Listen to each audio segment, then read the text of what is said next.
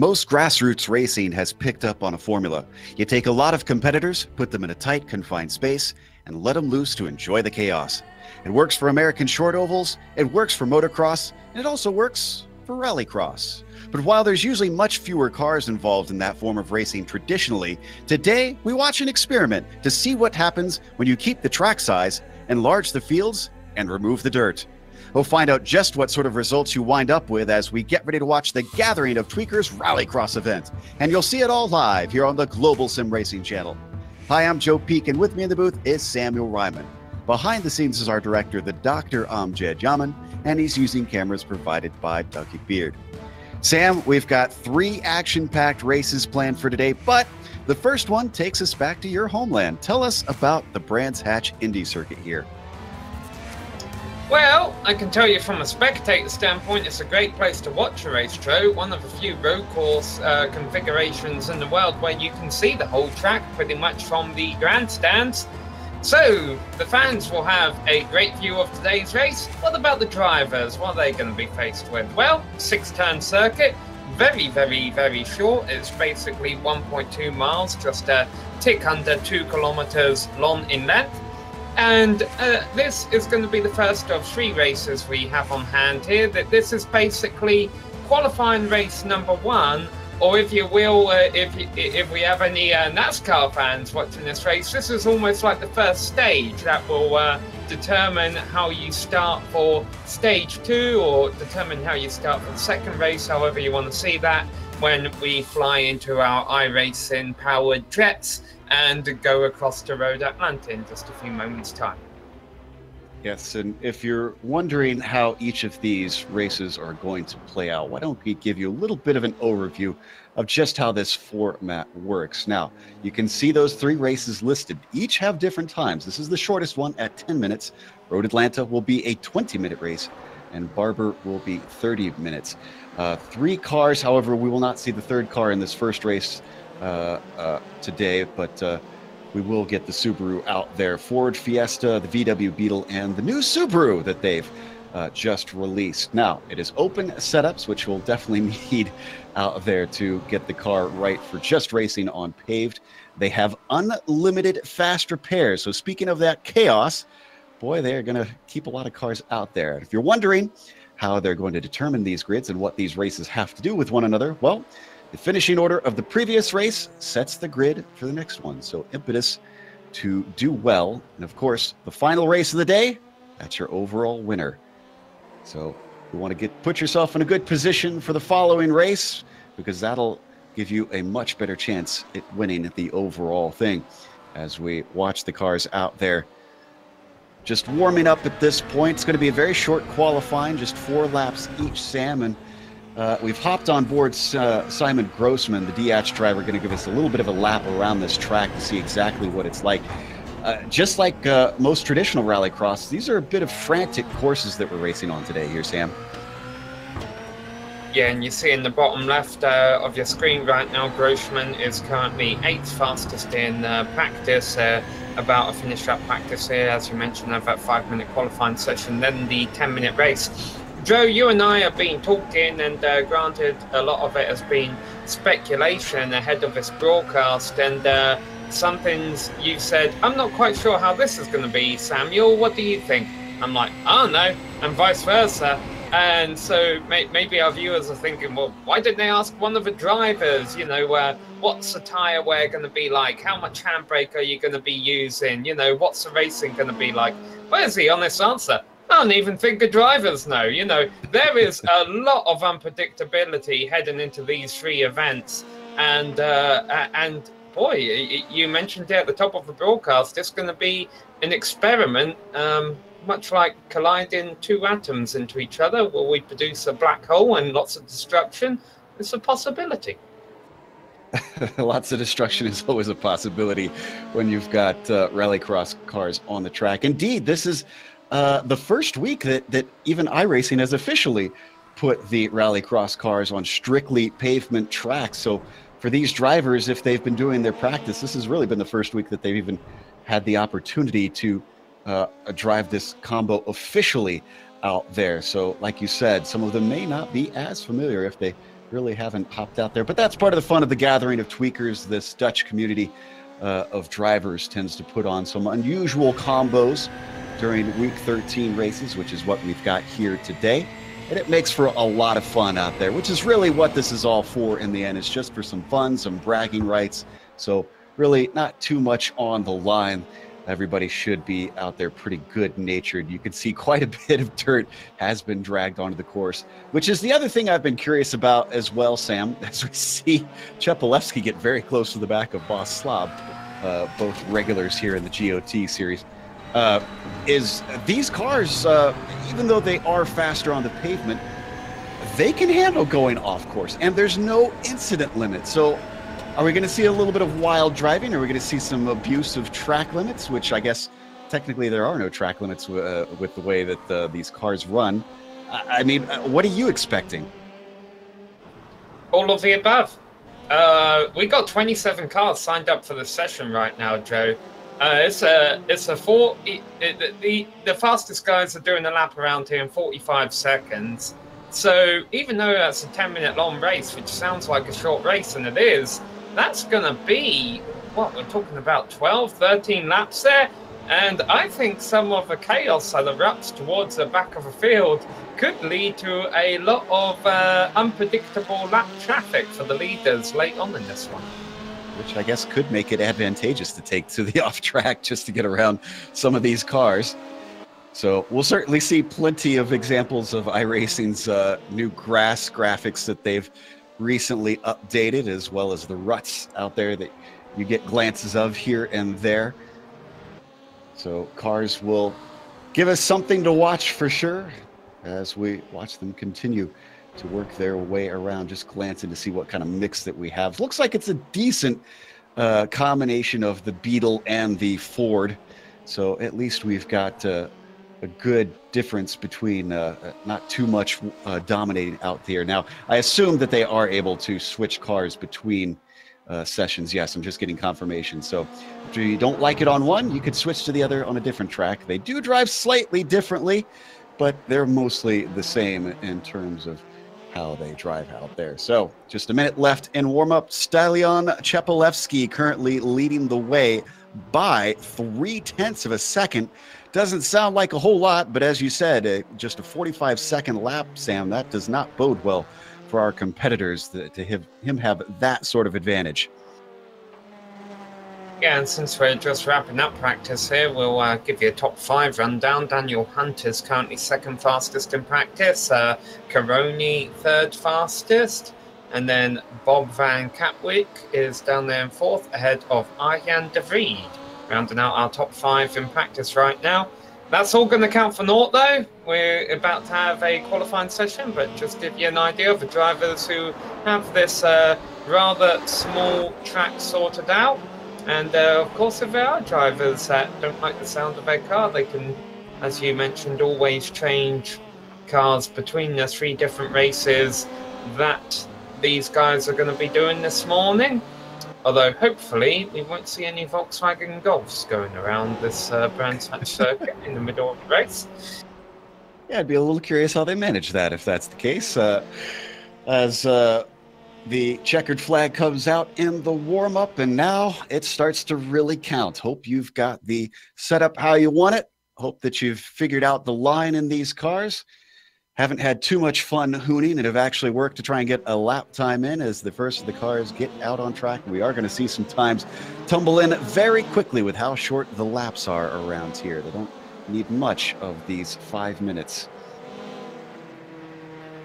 Yeah, all of the practice times covered by 2.8 seconds, which I have to say isn't too bad considering you're talking about a field of 27 cars.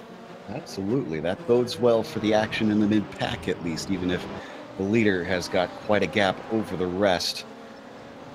Interesting mix of nationalities out there today, of course. A lot of UK and I drivers, a lot of the Benelux Club, which I'm assuming are the Dutch drivers out there.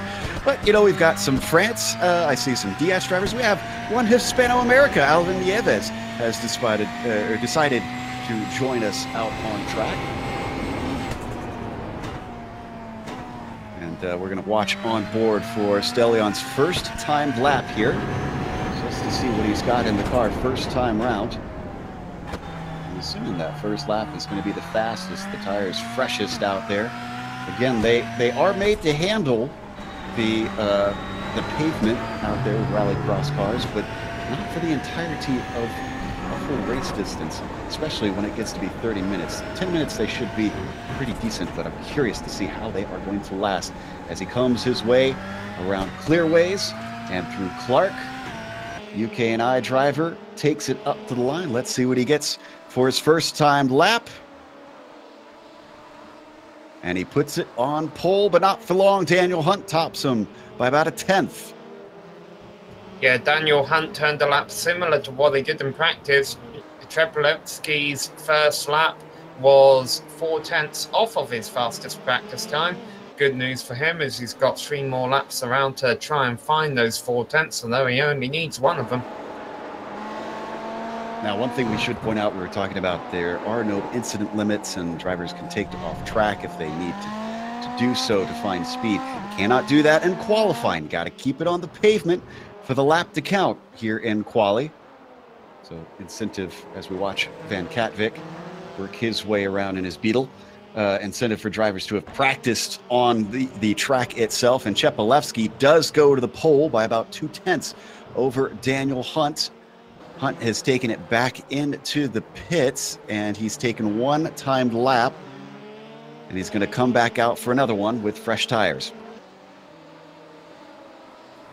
Yeah, even Hunt's sitting pretty in second place right now, though. I know he'd love to get pole, but even if he doesn't, he's sitting pretty comfortable there with another 2/10 over Nick Thyssen, who's currently in third place. And then after third on back, it gets a bit bunched up. All 25 of the 27 cars have turned a lap time so far. Still, now 26, still waiting for Neil Sankowski to turn his first lap of the session.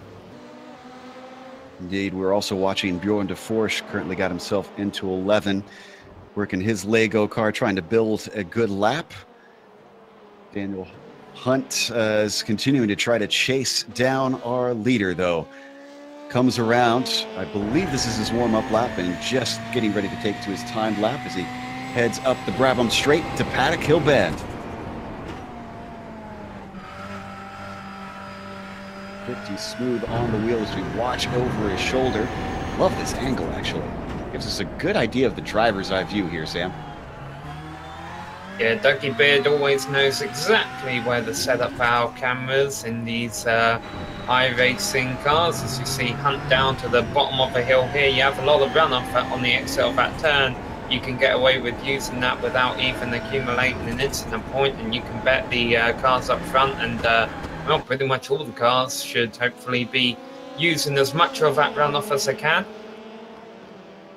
He comes across the line. Let's see what he's got. He's got a 45.0 to try and improve, and he does not improve. 45.1 on that last lap for Daniel Hunt. And I believe that is going to be his 4th and a final lap from what I'm looking at his lap times.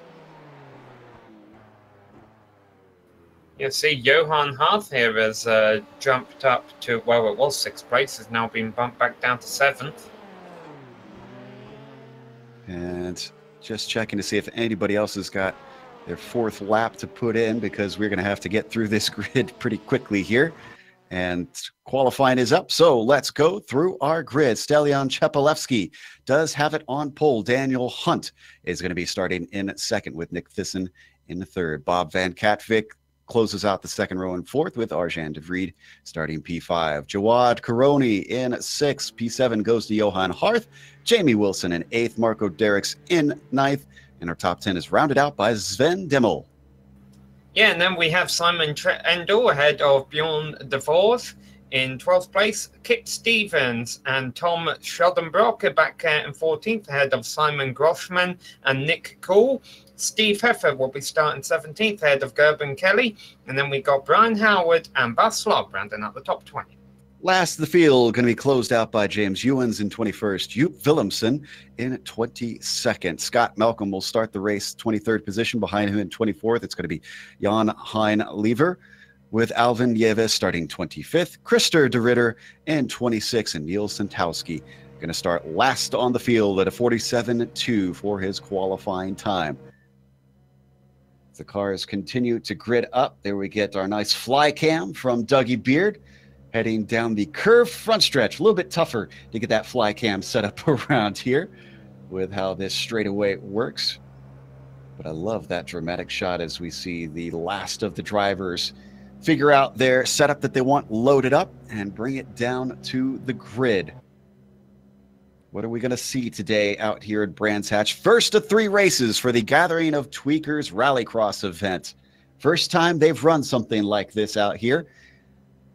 Wonder if this is just a little bit of a glimpse of things to come. Maybe we'll see some dirt racing in future events as they start to experiment with all the different types that they have.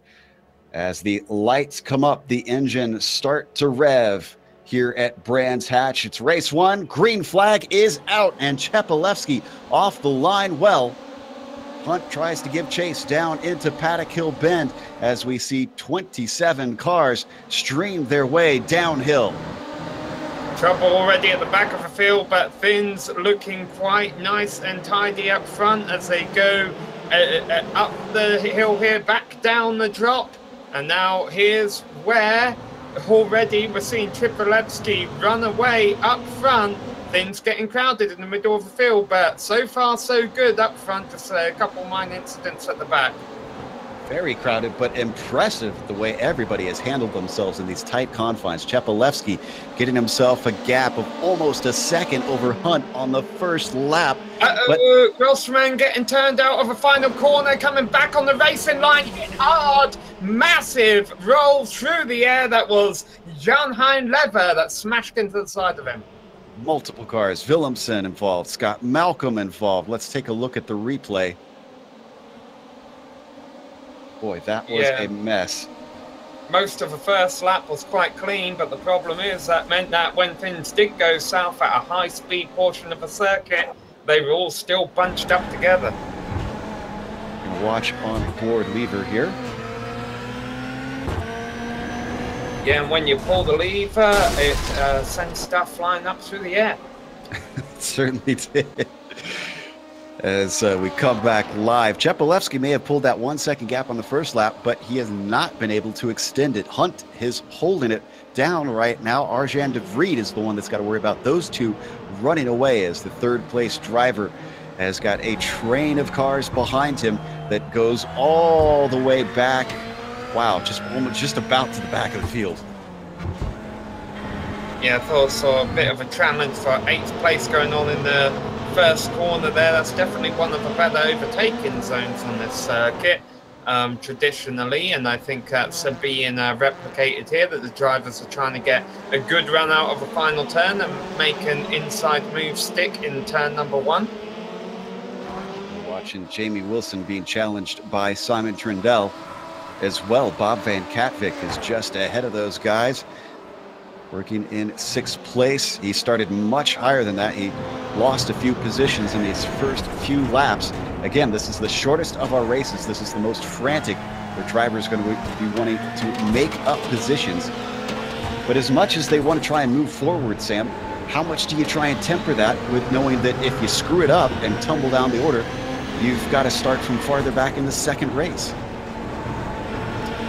No.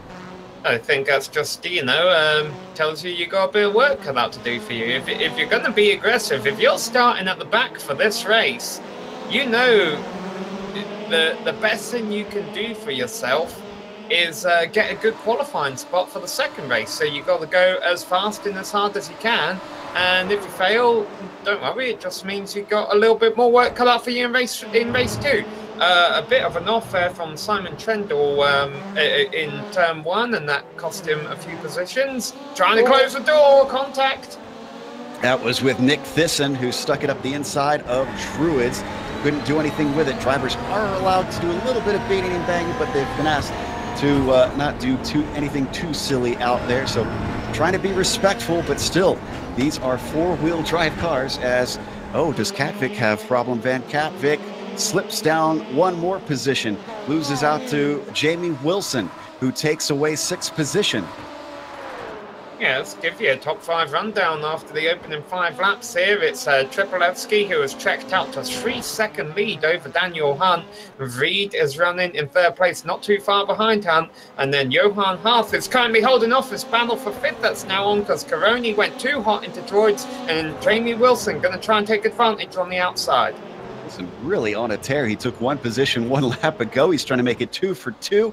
Doesn't come off on the first half of the circuit. They work their way through McLaren's up into clearways. What can he do here with Jawad right on top of him? He's clearly got some speed. Even though Jamie qualified in 8th, his race pace is looking fantastic. I'm not sure how much it would be worth risking battling for 5th and 6th place here, though. I mean, you don't want to throw that away. That's a road restart for the 2nd race, no matter what. It's a good point. You have a lot fewer cars ahead of you at the next race. Just able to pick them off one by one in a 20-minute race. Maybe just decide that this is good enough, especially if the driver ahead is defending hard. You know, Sam, this is really reminding me, very reminiscent of watching touring cars race around this Indy circuit the way the racing is here today.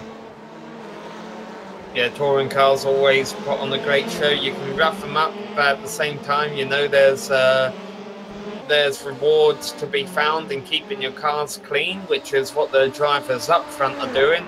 But 5th on back, we're certainly seeing some aggressive driving, and the drivers more than willing to do that. I'm sure these are cars you can do that in, and if things do go south as we keep staying in, you got 2 more shots to try and get your car into P1 when we finally get to Barber, although it's going to take a lot for anyone to run down that number 9 of Triplevsky right now.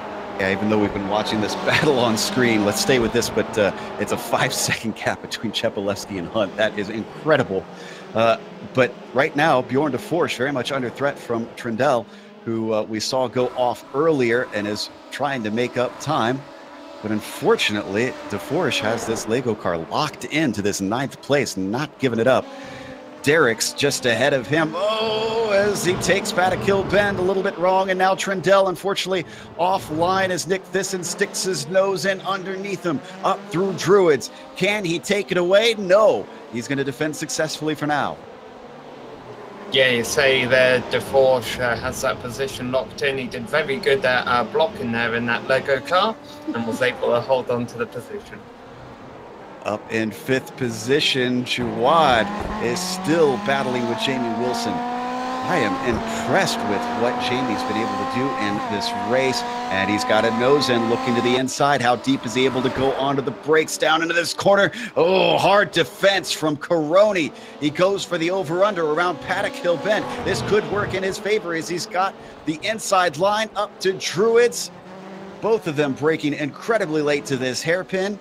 Caroni's going to be on the outside for Graham Hill Bend, though, as it switches back around in favor of Wilson. Another over-under still going at it. Neither driver willing to give up with only 2.5 minutes to go. The laps are ticking down through McLaren's. Finally, Jamie Wilson, I think you can say, has got this one. Oh, and you see off back there was Bob Van Catwick. He just lost a few positions by running through the grass, but able to rejoin. Unfortunately, those are a few more grid spots he'll have to try and make up when we go to the road Atlanta. That gives another one to Forsch, who's now got himself up into 9th. He started this race in 12th. It's been a good few positions as he looks for another one on Trindell, who did get past him at some point that we missed side by side, almost rubbing doors. And Trindell is not willing to give up a spot. No huge movers up front during this race. As we see those two go off again, you could say, De Vries is in the pits. Oh no, what happened here? Now, the cars can't fill up on fuel as far as I'm aware. Did he get a black flag potentially? Maybe cutting the course? He's pulled into his stall, and he's pulled back out. Oh, he might have, maybe he made some contact that we missed, Sam, and he's getting a fresh car. Remember, they do have unlimited free repairs. I wonder, Joe, if that could be sometimes when you hit hit another car at just the wrong angle, it can tell you, it can force you to pit for repairs, even if your car's handling okay. You're triple Epstein now in. Interesting wow. stuff. Half is in. Okay, are these guys required to make a stop that they didn't tell us about, Joe? Well, maybe they can only put so much fuel into them. I wonder if this is just as far as they can go. Oh, trouble exiting the final turn, and that was Jamie Evans who spun, and a couple other cars got into him. I think this is because pit entry is getting busy. And this is the final lap that we're on here. Hunt has not stopped. I think all these drivers short-filled, Sam. We've just had a lot of drivers who made an error on how fast this race is going to be running. So Daniel Hunt may have pulled a coup here if he can make it to the line on his fuel. He's going very slow. He can't. He's coming in. Is he going to win the race in pit road? Is this actually the white flag? Who is going to win this race? Simon Trindle is going to come around. Is he going to take it? Still white flag. Okay. Yeah, even though our graphics been saying final lap, it looks like we do have one more here. Yes, okay. So Chepelevsky, I believe, is going to take the lead from Trindle. Well, Trindle's still on track. He's still leading. He's out of fuel. So... Oh, no, he's trying to save fuel, maybe. That's why he just let the lap car by. This is ridiculous. Now he's out. Now he's definitely out. There goes Triple get back into the lead. Chepelevsky is our leader. I can confirm that. Boy, this is... All right, so we know what the fuel limit on these cars is now. As Stellion comes around clearways and Clark up to the line, and this... for sure is the finish of the race as Stellion Chepelevsky takes the win here in the first race. Van Katwijk is going to be second. Looks like Sven Demmel will get the podium spot. Well, that was interesting. Yeah, Daniel Hunt is all the way back in 14th right now. I'm not sure how many of those spots he's going to be able to gain. That did not work out for him. I think he was banking on what we thought was going to happen, that the white flag meant he could scoot it to the line. Same thing with Simon Trindle here, unfortunately. Well, we said it was an experiment, and it was an experiment for us as well. I believe, are we calling the finishing order before we go to break, or are we going to do that after break here? All right, here we go. Then now that we've got Trindle across the line, let's go through our finishing order, and then we'll go to a quick break here. Up at the top, Stellion Chepelevsky, no surprise there, came to the win as Bob Van Katwijk gets second, with Sven Demmel finishing third. Johan Harth takes fourth place. Arjan de Vries finishes in the top five. Jamie Wilson getting a well-earned sixth, with Marco Derricks behind them in seventh. Kip Stevens goes from 13th to 8th. Boss Slob 20th to 9th. How about that? And Steve Hefford gets a top 10. Sam? Yeah, Bjorn de Forge is back in 11th place ahead of Nick Cole. Daniel Hunt will rank 13th after all of that. Deward Caroni 14th ahead of Gerben Kelly and Brian Howard. So they'll round out row 8 for our next race. James Owens in 17th ahead of Nick Thisson. And then rounding out the top 20 will be Tom Schodenbreck and Krista DeRidder. In 21st, Ute Willemsen only was able to get to that spot, with Simon Trindle running out of fuel, finishing 22nd. Alvin Nieves in at 23rd. Scott Malcolm 24th. Neil Santowski takes home 25th, with 26th being Jan Hein-Lever, and Simon Grossman in 27th. And actually, we do have our winner waiting in the wings, wondering if we want to... let's do the interview before we go to break, so we'll have to sign off to head to the next track anyway. So before we jet off to Road Atlanta, let's talk to Stellion. It looked easy from our perspective, but I'm assuming you were aware of the fuel issue in terms of being able to make it to the end. You were expecting that, I assume, having to come in for the splash and dash? Yeah, definitely. I check previously what's going on with the fuel, if the fuel tank is enough for the stint or not. So I found out even if I try to save fuel and be like 2 seconds off pace, will be really hard to finish on those 14 laps roughly. So yeah, I decide just to push as much as I can and then to add like 1.1 gallon of fuel. And then when I came out, I was really surprised because I see a few guys in front of me, and Bob was really close, and he actually finished just 3.5 seconds behind me. And I'm just trying to see if he pit or no. He probably didn't pit. He tried and save fuel and still managed to make those 14 laps. Yeah, interesting one, definitely. Made you sweat at least a little bit. However, so how does this translate for you going from rallycross with a mix of pavement and dirt to strictly pavement? Was it an easy transition? Do you have to worry about the tires at all? No, no, because we still have like on some tracks 50 to 70% tarmac. So I know how those cars keep on the tarmac, and it wasn't actually really difficult for me to translate that to the road. And yeah, definitely Brands Hatch is one of my favorite tracks. I really love it. And yeah, those cars, you have to drive them quite differently than the normal road cars. You have to turn like earlier than you think you have to, and you have to play with the balance, with the weight transfer, stuff like this. It's quite tricky. I do this now for 6 months strictly, so it wasn't really difficult for me, but yeah, I enjoy it. Hey, congrats on your win. I just wanted to butt in here and say, at the end of the race there, when we had the race graphic up showing the finishing results, I saw you actually pushing Alvin Neves across the finish line because he was out of fuel. I wanted to say good sportsmanship there. Yeah, I just try to go to the straight line and make some donuts, and then I see the guy struggling to finish, and I decide to push him through the final because, yeah, I know how it feels to be so close to the finish line and you can make it. It hurts really. So, yeah. Great stuff there from Stellion. Congratulations on winning race one. That'll put you on the pole for the next one. We'll see you in Road Atlanta. Yeah, thank you, guys. See you there. Thank you.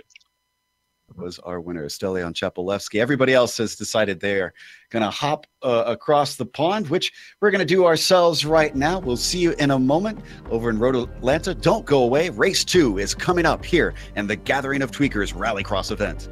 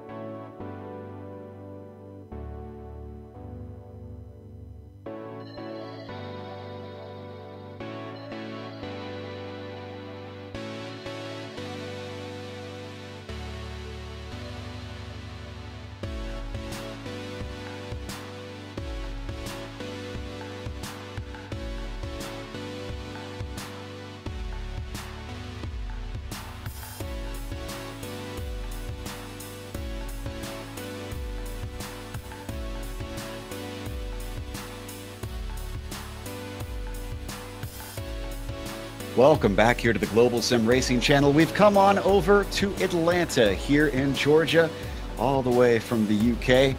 Thankfully, we're not too jet lagged thanks to the wonders of technology. But this is another short course that they'll be racing at today. All the 3 tracks are all under 2 miles in length. Sam, this one might be a little bit different than our viewers may be used to for Road Atlanta. Not the full-length track. No, but that being said, it's still a bit higher speed than what we were at Brands Hatch. I mean, you see, even on the track map here, it doesn't look too twisty.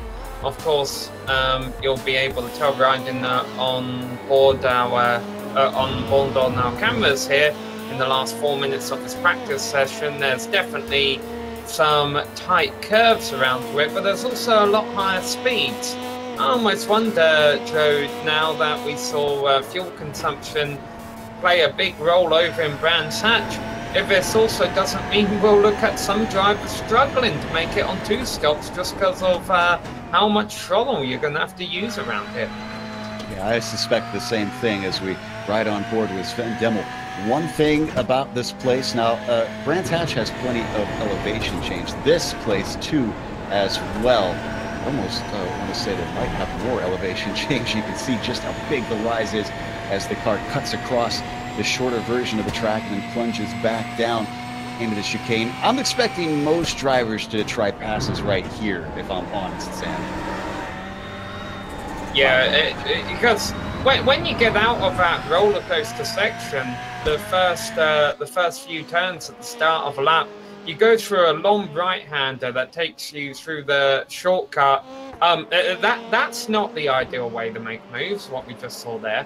And so, hold on, we're picking up Jamie Wilson there. So yeah, this is a hard braking zone going into that left-right chicane. As you mentioned, that's going to be the best place for moves. But honestly, after what we saw at Brands Hatch, you can make a move pretty much about anywhere. Yeah. As we saw one of the drivers. Hey, look, Joe, a Subaru! Hey, magical Subarus have showed up. A few drivers have decided to hop into them over here. Newest of the Rallycross cars here on iRacing. But as I was mentioning, we saw at least one driver practicing the pit entry. And they really have to here, Sam. That pit entry is not something you could just blow your way in. It's got walls on either side, and even in non-rallycross cars, I've seen plenty of drivers destroy a car on their way in.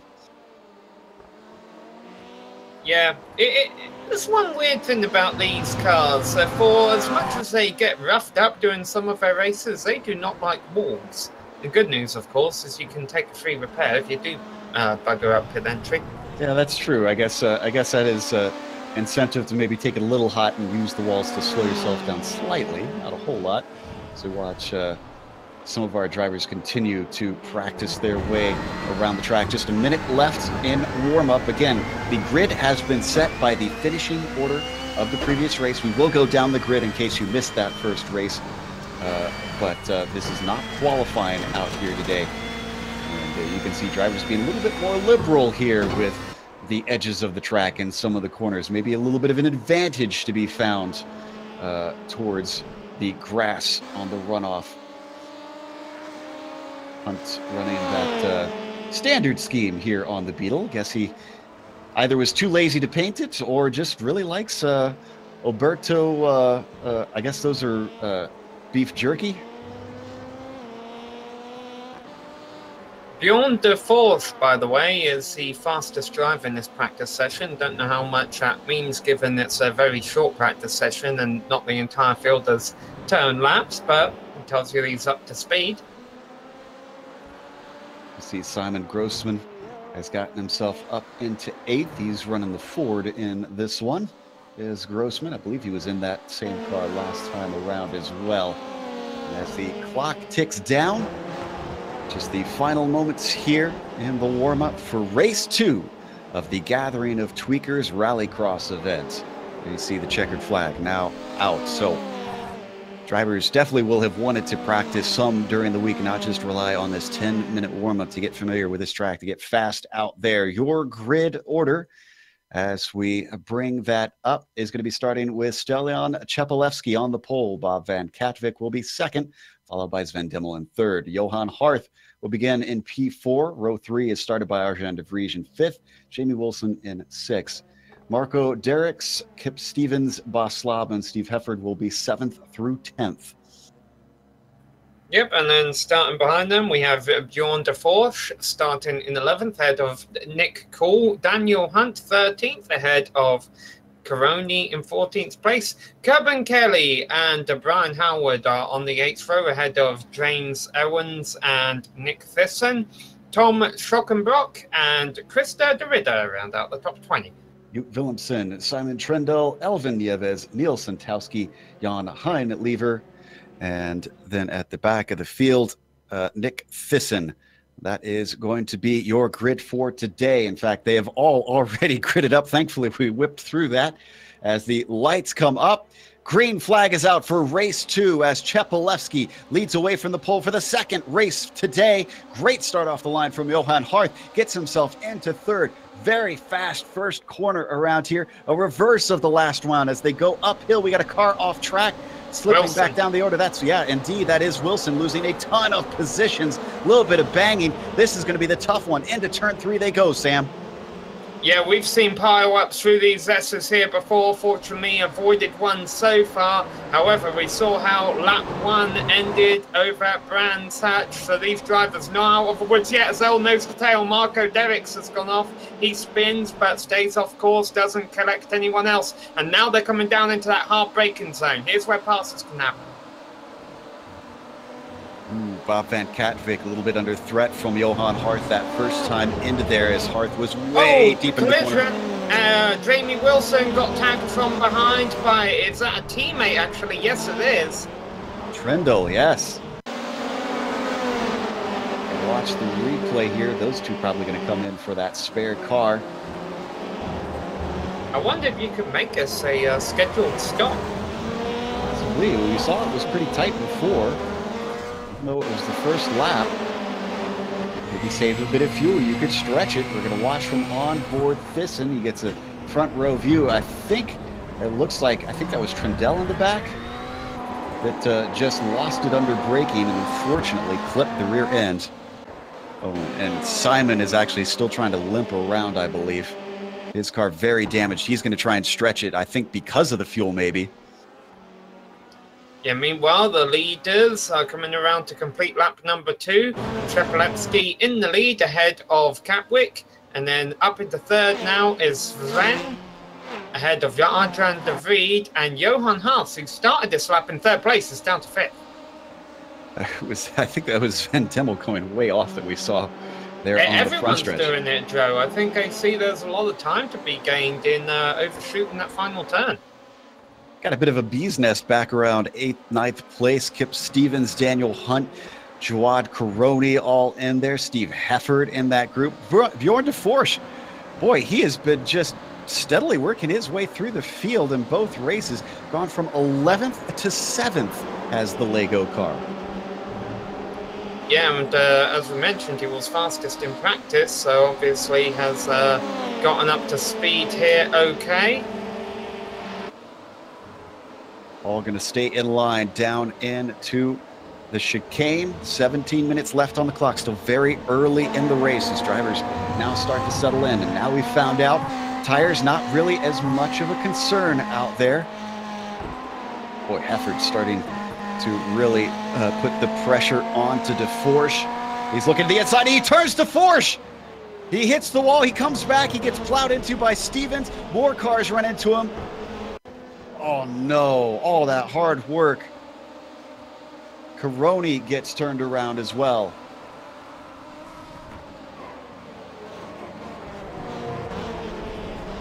What a mess that was. We're going to watch it one more time from above. This all started with that side-to-side contact heading into the first corner.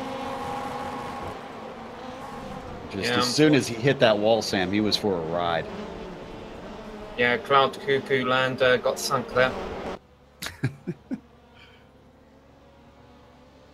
See, de Forge having to take a tow just to get his spare car. He will be back out, I'm sure, to try and make up as many spots as possible. Up at the front, same old story. Chepolevsky now 1.6 seconds ahead, but this time it's Bob Van Katwijk holding on to that second place. That fuel strategy for him in the first race at Brands Hatch serving him well as he slides it through turn 3. These cars you can really manhandle with that four-wheel drive. Good battle for 8th just ended because Nick Cool tangled with, coming back on the track there, that's Kip Stevens. He almost got collected by a couple of cars. That was very savvy of him. He just ducked it through when he found a gap. Yeah, you see, these two were actually battling for 10th behind the battle for 8th and just tagged each other at the top of a hill. Yeah, well, let's stay on this. Let's watch this. Kip, like you said, he just threads the needle to get through there. That was really smart of him, actually. He had just enough room. As we come back live. Unfortunately, he still finds himself down in 20th. He limits the damage as he gets going as quick as he can. More cars. 13th on back. Yeah, you got up with this too. Brian Howard, Nick Cole, Albin Nieves, all over the place. Oh, Howard way off track there in the first corner. That does not gain him time. Everybody close together. As Grossman with a beautiful over-under in 3, but it doesn't quite come off. That's Alvin Nieves, who's gained a ton of positions this race. Got himself all the way up to 14th. He's trying to hold on to that with a bunch of fast drivers breathing down his neck. Down they head as we ride on board with Schockenbrook into the chicane. No moves this time as they all stay line astern.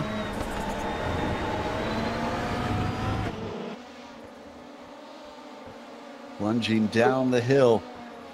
Thankfully, drivers will not have to pay for the repairs on the grass after this race is over. Yeah, one thing I just noticed for the first time here, Joe. Oh, that's Willemsen we see going off. Go ahead, Sam.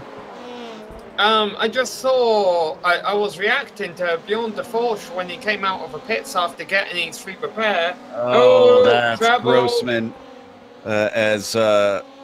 Unfortunately, Willemsen came back on course to try to collect himself. Grossman made an overambitious move on him, got slammed in the door, and that sent him into the tires. Look at this. It was there, and it's not. Go ahead, Sam. Sorry. Yeah, well, we'll see. We've got to keep an eye on this battle because there's half a chance I could be interrupted by it again. But Bjorn de Forge came out of the pits after getting his free repair, and he did it right in the middle of the leaders, really. And that is going to become a concern in a few minutes when pit road opens, is that the pit exit kind of throws you right out there on the racing line at the top of the hill. Yeah, with this many cars this close together, and I'm assuming we're going to have a bit of a variety of pit strategies out there on what lap they pit. It is certainly going to be interesting as we watch Daniel Hunt here in 9th, working on Nick Thyssen as they climb over the backside of the course. Look at how wide they have to go, just cutting across the grass barely. But Hunt's got a great run down into the chicane. He's going to look to the inside, just not late enough on the brakes as Thyssen fends him off for now. Yeah, for those wondering what we're looking at pit stop wise here, lap time around here is just a tick under a minute long. Who is a Hunt going to the wrong pit stall, I think, here? That's not that. Now, you can use that in a different layout of this track, but that's going to slow him down, I think. What in the world is he doing? Yeah, I don't think he's realized it yet. He's making sure he's committed to the pit speed.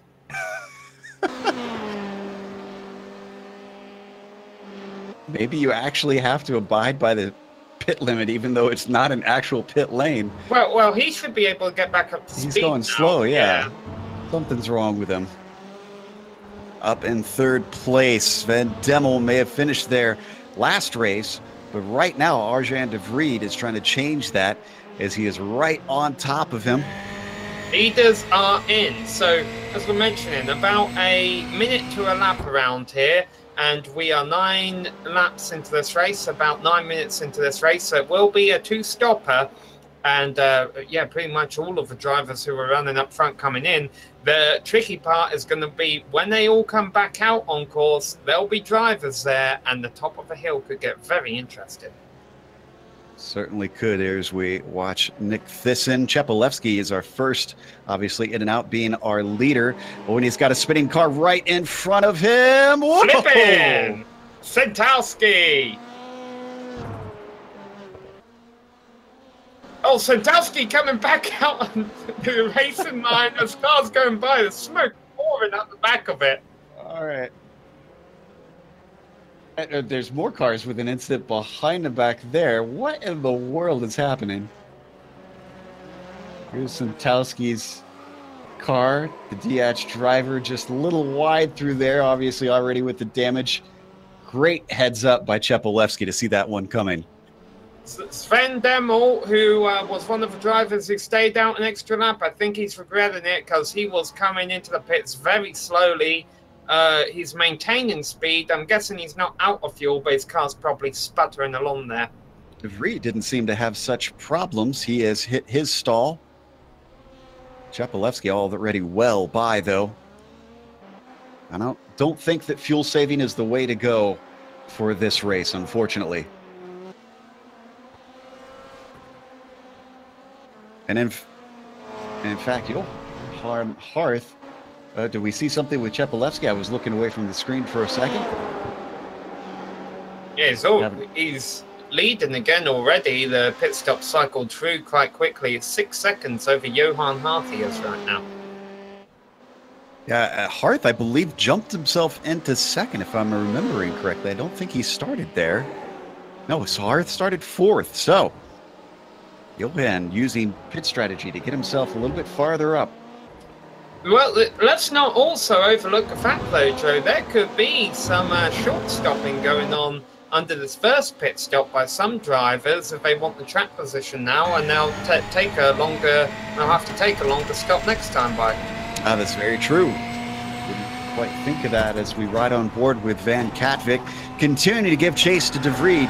This battle has been the one for the podium for quite a while now. Sorry, Sven Demmel has gone on the rampage into the pits. He wants to take something out on the journalist or something because he just drove over the pit wall into the garage area, and I think that's an indication his race hasn't gone to plan. Sad to see he was doing so well.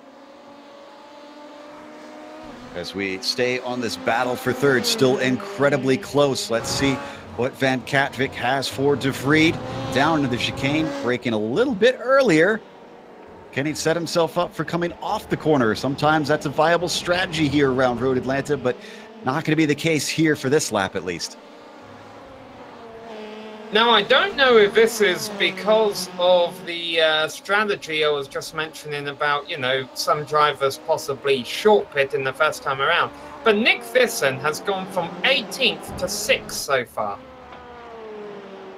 Yeah, he might have taken his short stop, like you said, on the first one, as we watch that Lowenbro car work its way around. Now, another interesting driver making progress, Simon Grossman, despite being in the tires, from 26th to 8th. How about that one? We got, I think, a scheduled stop, Gerben Kelly, coming in for his second. Yeah, you can definitely make it to the end from here. Yep, in and out, splash and dash for the deep blue car. And Battle Daniel, for 10th on screen. Go ahead. Yeah, Daniel Hunt crawling into the pits right now. Don't know if he's out of fuel. Things definitely started going downhill for him after his fuel issues at Brands Hatch. Back to his bound for 10th, though. Again, dicey. Cool looking on Nieves. Able to hold him off for now as he gets right under that rear wing. Ahead of them, that's Tom Schockenbrook. That is for position. 9th, 10th, and 11th, all close together. But Tom's going to peel in. He doesn't want any part of this. He takes a pit stop. Not a bad decision. Yeah, I think I would be doing the same thing. The less you are in traffic in this race, probably the better. Oh, Nieves goes off in the first corner. He's going to hand that position over to Cool. Move Nick up to P9.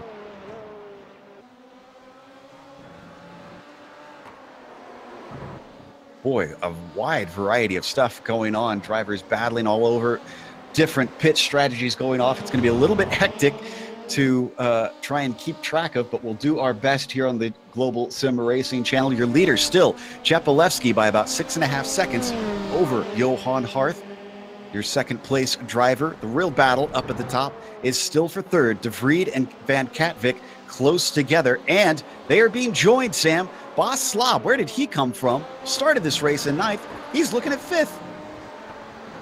Yeah, so he's moved up several spots during this race, given himself a good qualifying position, or a good spot rather, for Barber right now, which will be coming up in just a few moments' time. A 30-minute race, long race there. Yeah, you can always count on Slob to make good of a mess of a race. So as he works his way towards Van Katwijk, he's got a few more tenths to try and give himself a passing opportunity. And really, I think Van Katwijk has got to stop looking ahead and start looking in his mirrors, because that yellow car gained a lot in that chicane.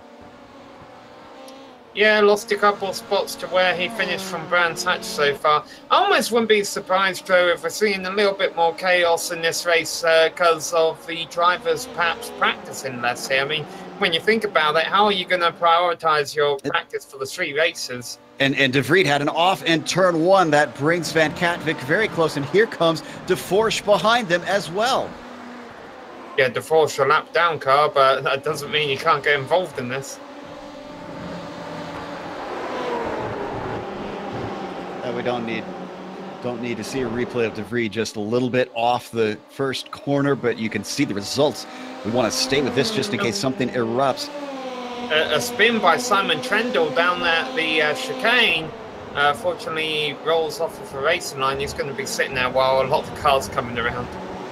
Look at how close Slob is getting to Van Katwijk. He's trying everything he can right underneath the gearbox. As they slide through the final corner, great exit from Bob is going to keep him safe for now.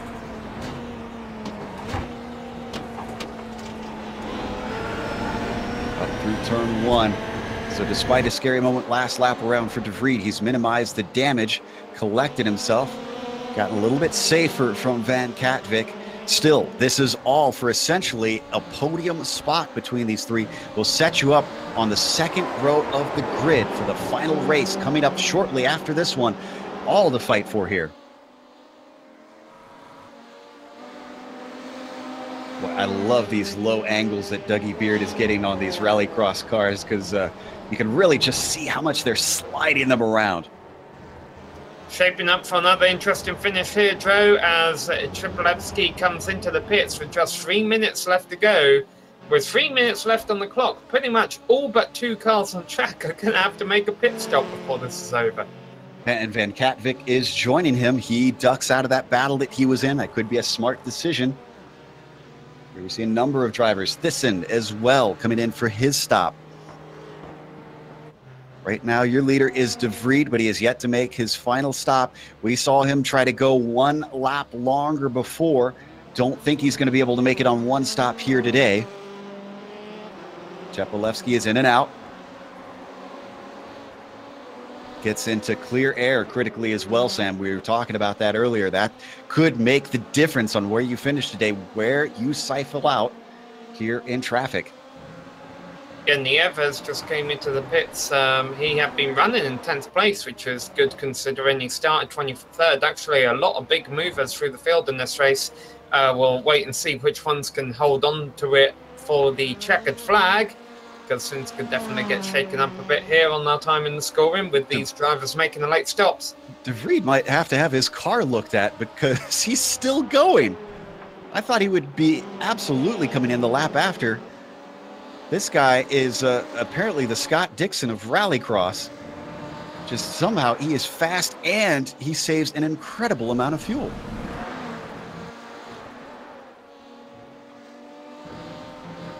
So they work their way through. 1.5 minutes left to go. He will have to come in, we're pretty sure. Don't think.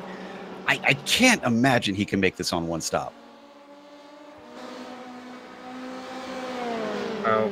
You see the amount of time left in the top left there. In fact, that's enough time still left on the clock that if he did try going around again, that there's a risk that this race might still be going on for 2 more laps. And he's pitting. He's pitting this time. Slob joins him. That's going to hand it back over to Chepelevsky, or is it? No, Johan Harth goes by him. Yeah, Chepelevsky. Oh, they're battling right now for position. Exactly. There we go. This is for the win.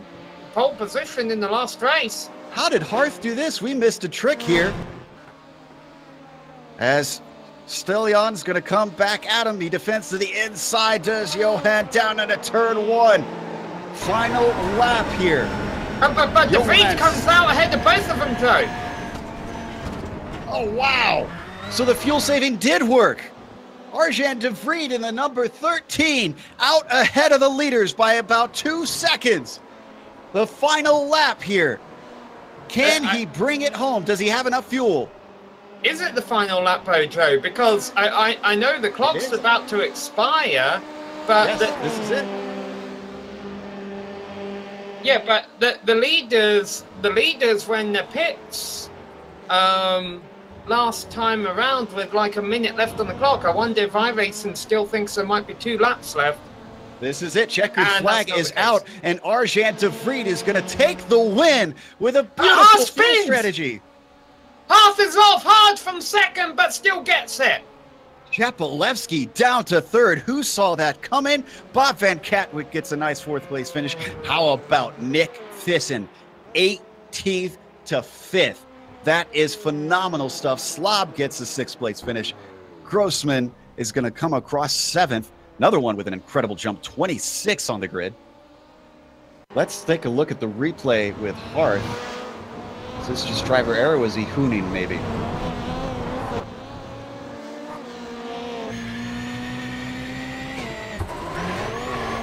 Yeah, he hit the e-brake. The French driver decided he's just going to have some fun across the line. Wow. That was an interesting twist at the end. Saw a few drivers try the fuel strategy last time. A couple of them tried it this time to great effect. The drivers this is proof that these drivers don't plan on taking the same cars to the 3rd racer. Exactly. So, I think I know what happened with Chepelevsky. About 2 laps before the last round of stops happened, he had an off at turn 1 that cost him 3 or 4 seconds. And we can actually talk to him about it now.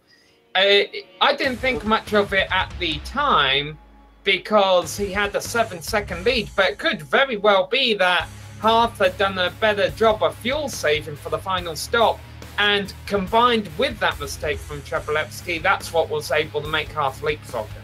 Well, real quick, we need to go through our finishing order. So let's read the results. Arjan De Vries, your winner. Johan Harth took 2nd place, both of them using fuel to their advantage. Chepelevsky, unfortunately, with a mistake, slipping himself down into 3rd. He's going to have to make up some spots in the final race. Bob Van Katwijk comes home 4th with Nick Thyssen in 5th.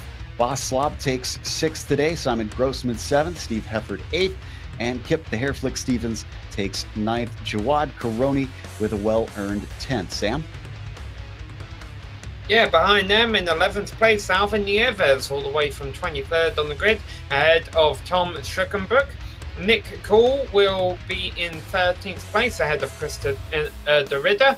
James Owens rounds out the top 15. Jamie Wilson, definitely not the race he was looking for after starting 6th, finishing in 16th, ahead of Simon Trendle. And our last car on the lead lap was Hugh Willemsen. First 2 cars 1 lap down were Gerben Kelly and Brian Howard. From there, you get the rest of the cars who were in trouble. Daniel Hunt, unfortunately, having a bad day. 21st, Neil Santowski. 22nd, Jan Hein, Lever, 23rd. Bjorn de Forsch, he was looking at such a good finish. He comes home 24th. Sven Dimmel 25th, and Marco Derrick's the last on the field. Our winner is out there, Arjan De Vries, and let's see if we can talk to him, if he has been maybe able to sneak into the room of Scott Dixon here a little bit and learn how to fuel save, because Arjan, that was incredible stuff. You went longer than a lot of other drivers and still came out faster. Yeah, it was a bit surprising. Funny enough, the last pit stop I did a drive-through. once I committed for the pit entry, but I think I had like 1 lap left of fuel, and I committed for the pit entry, and then suddenly saw the white flag coming out. So I shit, I can do another lap. So yeah, I did a drive-through, which saved me some time, and I guess thanks to that I won the race. But yeah, I mean the next race winner takes all. So we'll see. Yeah, and that's a good question here. Stellion has been the class of the field in terms of pace that we've seen. Do you feel now that you're able to start ahead of him on the grid, this gives you a chance to win the whole shebang? We'll see. I mean, certainly it's the best position to go from. Again, I think some fuel saving might be in effect next race. But yeah, I mean, for me, this is like the first time since it came out I actually drove this car. So I'm doing pretty well, I think. Adrian, I started to say during the middle of the broadcast, I thought you guys would have prioritized practicing at this track, not as much as the other two, because you wanted a good start and you want a good finish. Am I completely wrong there? How have you prioritized practicing for these 3 events today? Are you feeling more confident about Barber than you were about these first 2? I have no clue because I haven't driven any lap at Barber yet with this car. Okay, that'll be interesting. We'll keep an eye on you on the front of the field. Starting from pole position for our last race of the day here. Good luck to you, Arjun. And we are going to hop just about a state over as we head to break here on the Global Sim Racing Channel. Stick around because we've got race 3, the final, the one that everybody is racing for here on the Global Sim Racing Channel.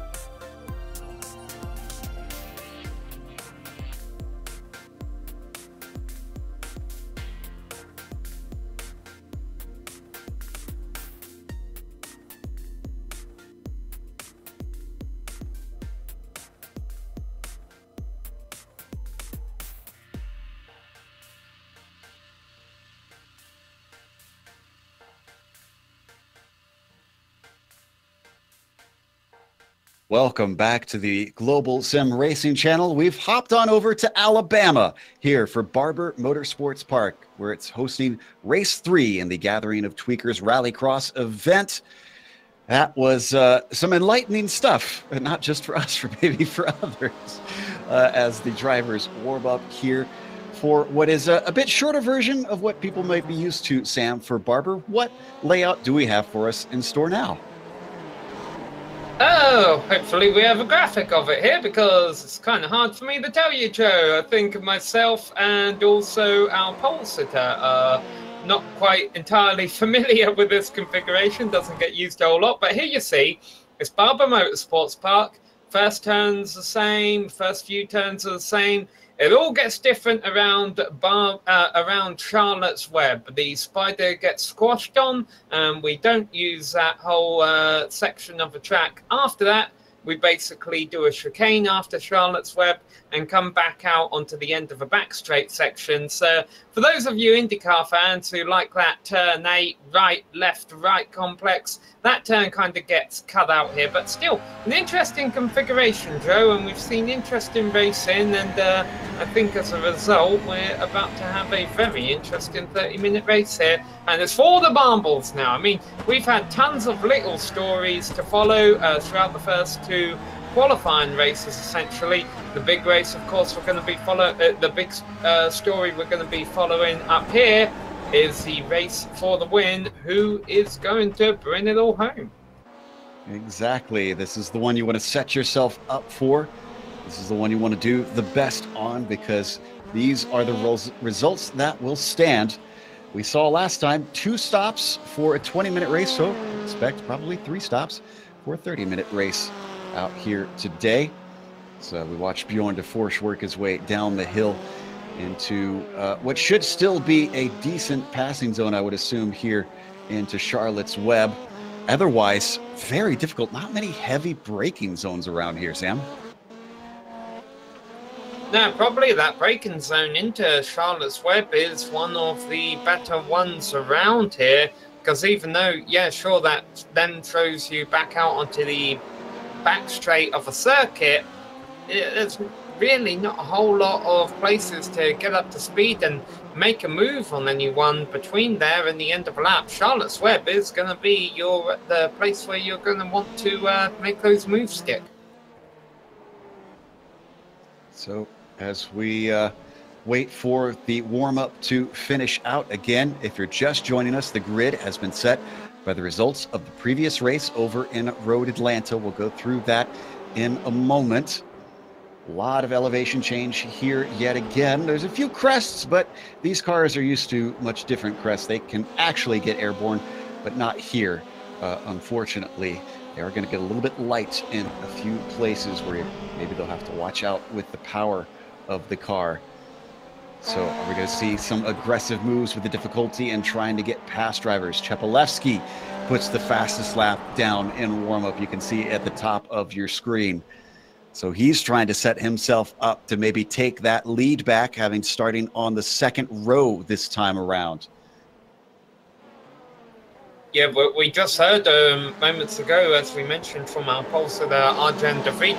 I don't even think he knew that the last race was here at Barber Motorsports Park here, Joe, until we basically alluded to it during the interview. So it tells you how prepared some of these drivers are. But I'll tell you what, they've still been putting on great shows for us. Second fastest driver in practice right now is Van Demmel. And I think he incurred some kind of penalty during his first pit stop, that he came into the pits to serve back when we were at Road Atlanta, and lost control coming back down into the pits and actually hopped the pit wall and went into the garage area with his car. So Demmel's going to have his work cut out from the back of the field here today. Yeah, that is not going to be an easy task. At least it's the longest race of the day, so we'll have the most time to try and make up for it. There we see that beautiful aerial view of this facility. Honestly, one of my favorite tracks in racing, if I'm honest. Sadly, a little bit underutilized in most series on iRacing. Always a little bit difficult to pass, even if you're on the long version of this track. But just can't get around how this place drives as the checkered flag now comes out in warm up. And we wait for the clock to tick down so we can head to the grid. There we go. So as we bring up your starting field, again, another standing start out here. Arjan de Vries on the pole with Johan Harth in second. Stelian Chepelevsky will start in third.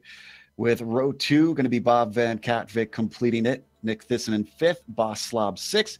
Simon Grothman starting P7, Steve Hefford in 8th. Kip Stevens starts in P9, and then rounding out the top 10 is Jawad Karoni.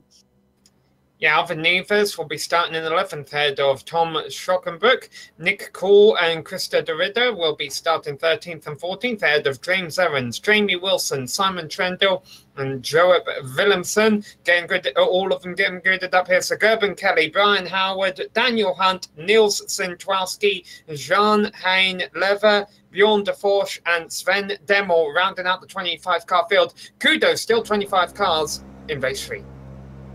Absolutely. Glad to see these big fields carry over each time. Lights are up.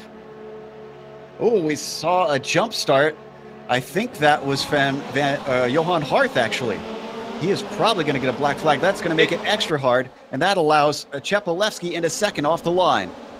Yeah, Chepelevsky got a great start there. Almost thought about challenging Vries for the lead in the first corner. When it's getting tight back there around 4th and 5th as they try to sort themselves out. They come down to Charlotte's Web. And Chepelevsky is going to stay in line, but look at the mess back behind them. Cars getting a little bit sideways, and Steve Hefford almost goes off. And then who is that spinning out in front of the field? Grossman somehow gets across the track. We do have a car tumbling. That's Hein Lever. On his second lid. time Lever's been involved in a major incident. There were a few spins at the back of the field going through the first turn as well, but right now the battle for the lead is on.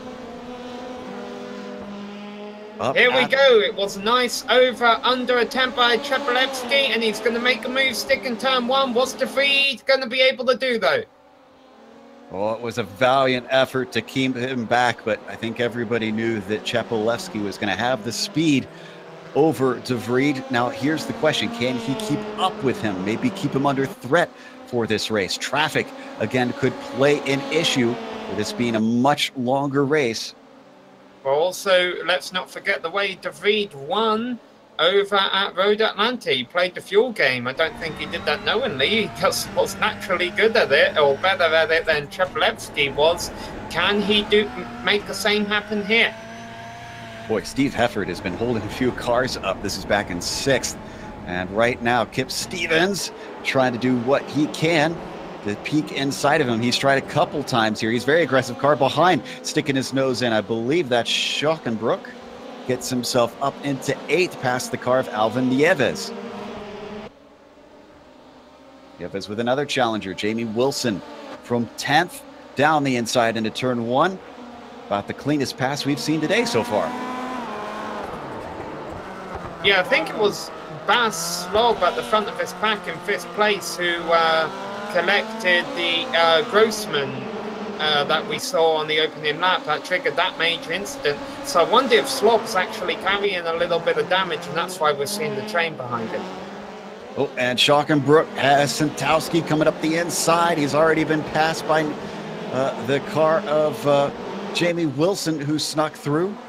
Excuse me, no, that was Nieves, I think, that was trying to come through there. But now Sintowski and Nieves battling as Sintowski slips up the inside of the final corners. Harth coming into the pits already. I wonder if this is a strategy play. Oh, or actually it could just be serving his penalty here from jumping the start. And I think he's trying to stretch that penalty out as far as he can go, just so that he can make it a bit of a reverse strategy here, Sam. At least if I was him, that's what I would think would be the way to go. We switch up to our leader. 1.2 seconds between Chepelevsky and de Vries right now. Yeah, de Vries doing what he needs to do, and that's just keep Chepelevsky honest here. Gatwick doing that too, only 2 seconds back. They have a massive gap over Slob. Slob, with that pit stop we saw from just a moment ago, Slob has now moved up to 4th, but once again, I feel he is holding up the train. Yeah, he is absolutely the cork in the bottle here. That's Hefford behind him, Kip Stevens tucked up back there. Oh, and they're both going to get a run. Are we going to see 3 wide down into turn 1? I don't think this is going to come off, boys. Who is going to be able to come out the other side? Beautiful over-under there from Slob. Can he get the spot back? Yes, he can. Oh, momentarily, though. Hefford down to the inside, able to fend him off. He gets tipped around as Slob somehow keeps the car forward. Jamie Wilson sticks his nose in, but has to back out. Yeah, so Kip Stevens got wheel off in the grass, and even though these cars are designed that they can run in the grass, it's not the fastest way around, and that cost Stevens. And now he's got Schockenberg and Santowski, lots of cars on his rear wing. Goodness, I have no idea how Slob cleaned that one up and still only lost 1 position. Hefford managed to get by, but it's the only car out of all of them that were challenging him in that. But now it looks like Wilson all over the back of him, seeing if he can try and sneak through.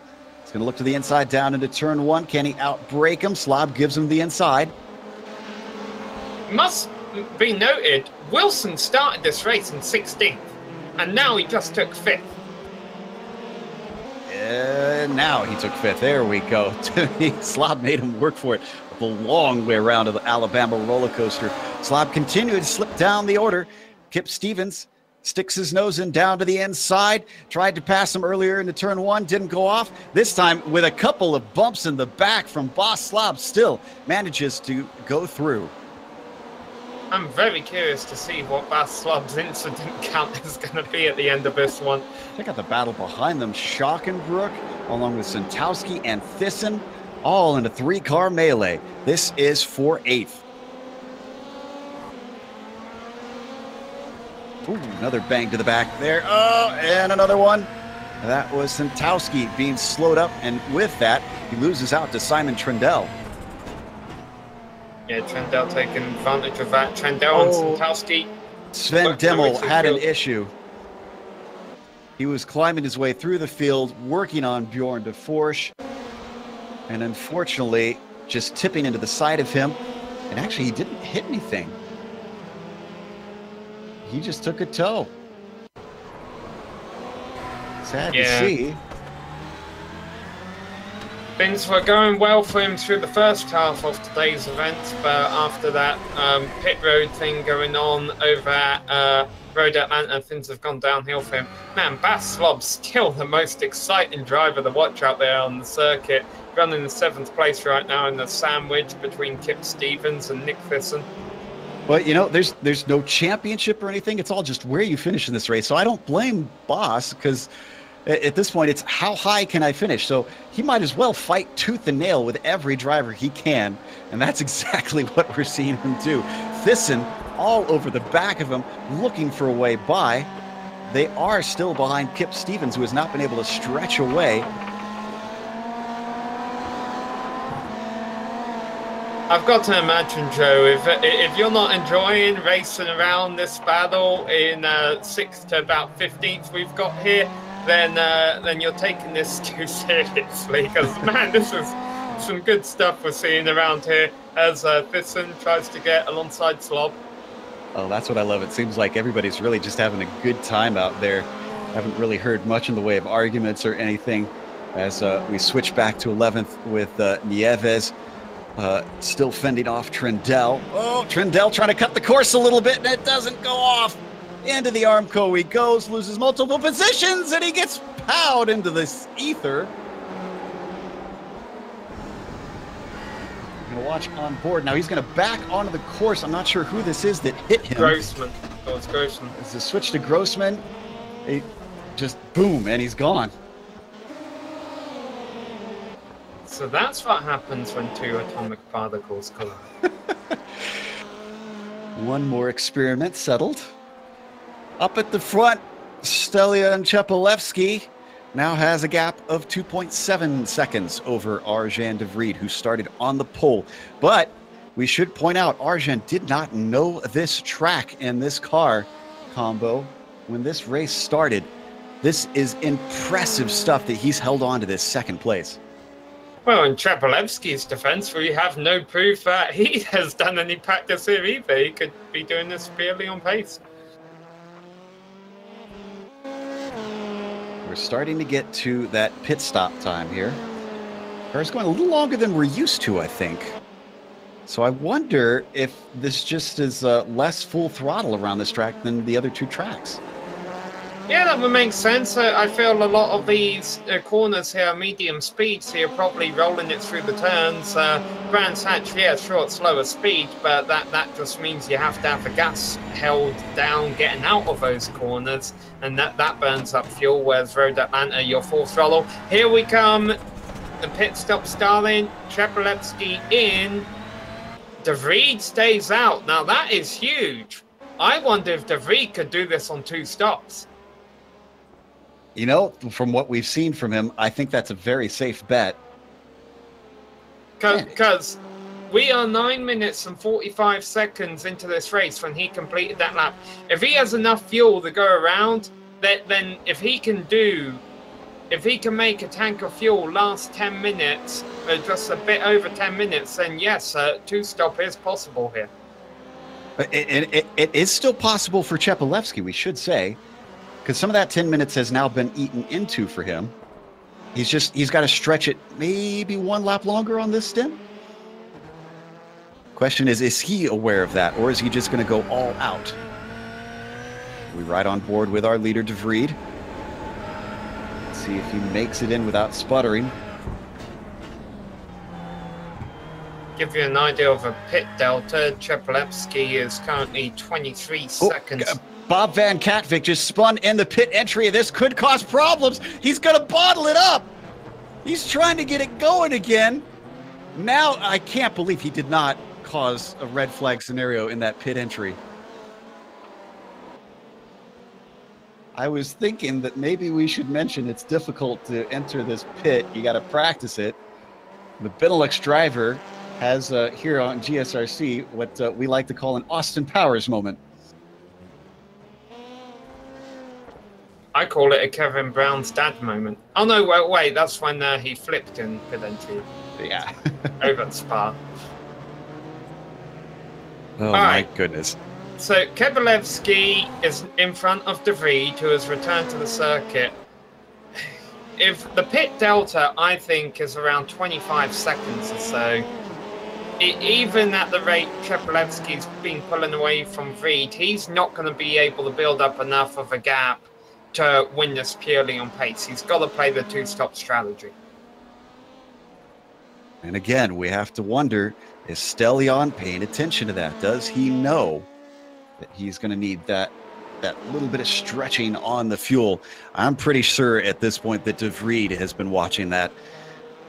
Now, remember, Johan Harth had an extra stop, so even though he is in third, he is going to have to be on the 3-stop strategy effectively here today. Which might not be a bad idea, Drew. If you know you're going to be doing 3 stops, go all out. Yeah, at this point, he has to. So, gets himself back into third through that. Very spread out up at the top of the field, we should say. Closest. Oh. Yeah, a bit of a bump going on for 5th place. So, Niels Santowski got a little contact from behind by Katwijk, who has got his car righted after his spin in pit entry. Makes that move stick. I'll have a look at just how ugly this got. They held it together there. Just some good old racing as they swap positions through the Alabama roller coaster. That's going to move Van Katwijk up to 5th, Santowski down to 6th, and they've got Kip Stevens in the mix as well. How about who's this heading in? Johan Harth, this is for his second of 3 stops. Well, Santowski as well. So both those drivers deciding on the 3-stop strategy instead of 2. Interesting. Oh, Kip Stevens really overshot turn 1. I don't know where he thought the apex was. He rejoins ahead of their Hefford slob battle. Let's take a look on board. I used to work at a go-kart track, Joe, and sometimes you have little kid drivers who will wave to their parents in the stands and then completely miss the entry of a turn. Maybe he saw his parents sitting on the outside of turn 1. Oh my goodness, things are getting hot with Slob, Stevens, and Hefford, as Hefford made a beautiful move on Stevens there. And then don't forget Nick Cool in this group, but he is a lap down. He's going to want to try and make positions up. He could be a fly in the ointment as they come back onto the front stretch now. I tell you what, Sam, I like this combo. I love these cars on road tracks. How has Jamie Wilson gone from 16th to 3rd? Good question, actually. And I'm not entirely sure. I think, I mean, the opening couple of laps were a bit chaotic. I guess he just did the hard work there and has done it purely on pace. This must have been one of our few drivers who has practiced well for the circuit. It could also be said maybe short-pitted on his first stop, although I'm not sure. I think your goal for strategy here needs to be to make your tank last as long as possible. Yeah, I agree. I think anybody who's trying that 3-stopper is going to be a little bit disappointed at the end. So as we continue to watch this battle, which is really the most entertaining, I think, partly thanks to Slob here as he really wheels it around that final corner. Nick Cool behind him. That's Alvin Nieves. That is for position. He's going to want to dispose of Cool, at least want Cool to get by Slob, which he does, opening the door for Nieves, but he's not close enough to take advantage.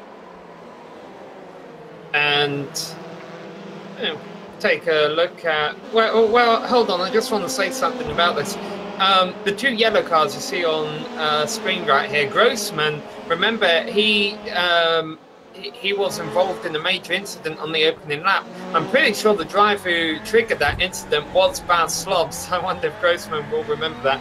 But let's jump back to 11th place here, where DeForge is holding off Gerben Kelly. And we have to remind you that DeForge, remember, he had that bad race last time, started 24th. He's up to 12th. So the Lego car really climbing his way upwards. And let's see if he can get any farther than this. He's got a bit of a gap up to Caroni. It's about 3.5 seconds. And Kelly Pitts behind him. Already halfway through this race, Sam. It's ticking down pretty quickly. And yet still we've proven in our first 2 races here that even with about 2 minutes left on the clock, we don't entirely know who's going to be the winner. So we watch Daniel Hunt try to move up the order. Currently sitting in that 15th spot. He's chasing down Hugh Willemsen. This is for position. Willemsen goes defensive down into Charlotte's Web. A little bit too early on the brakes, maybe. Going the long way around. Hunt takes his Beetle through and gets it. Move Hunt into 14th. Yeah, unfortunately, Daniel Hunt has reminded me of the early days of Sebastian Vettel in F1 here. He's very fast, but I don't think he's been the best at being able to navigate his way through the field when put in a compromising position, because let's not forget he was running second at Brands Hatch until he wasn't, with fuel gains at the end here. And just last race at Road Atlanta, and now here the first half of a race at Barber hasn't really been able to navigate his way through the field that well. Johan Harth obviously has taken another one of his stops as he is all the way down in 17th now, just disposed of Howard. Now he's got Christer de Ritter up ahead of him. Hasn't looked too difficult here in the back of the field for him. The extra pace that he has. Wow, just look at how deep he is on the brakes. Maybe a little too deep. He still catches the car. And he's still going to get the spot over de Ritter.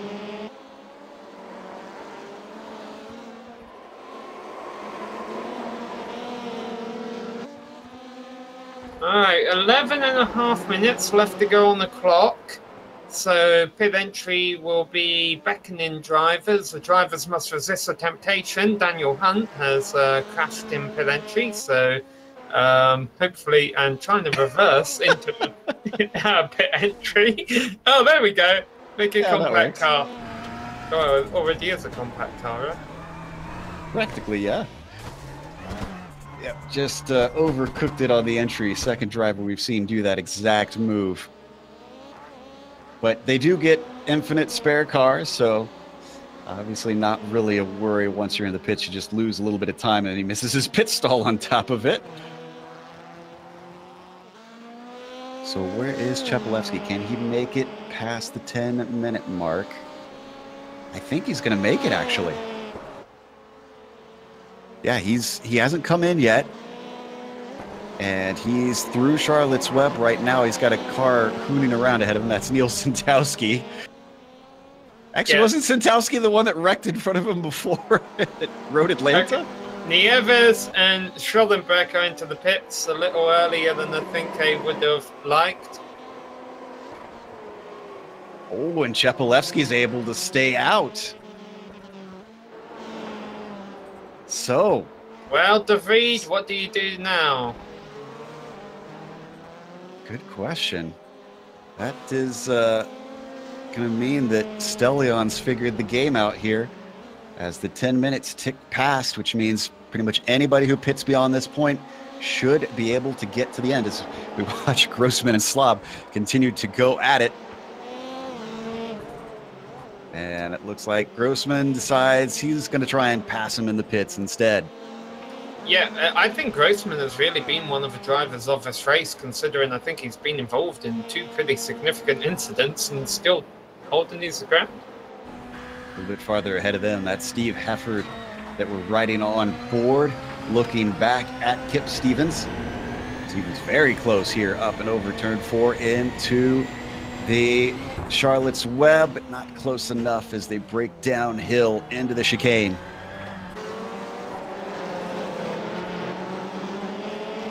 They're not too far behind 4th place Bob Van Katwijk either. Our leader pits, Chepelevsky in. De Vries stays out though. Well, that will help De Vries in that he might be able to get away with a shorter pit stop, but he was 9 seconds behind Chepelevsky before this all started. I don't know if he's going to be able to take 9 seconds less fuel. Katwijk in without wrecking. Wilson stays out, interestingly.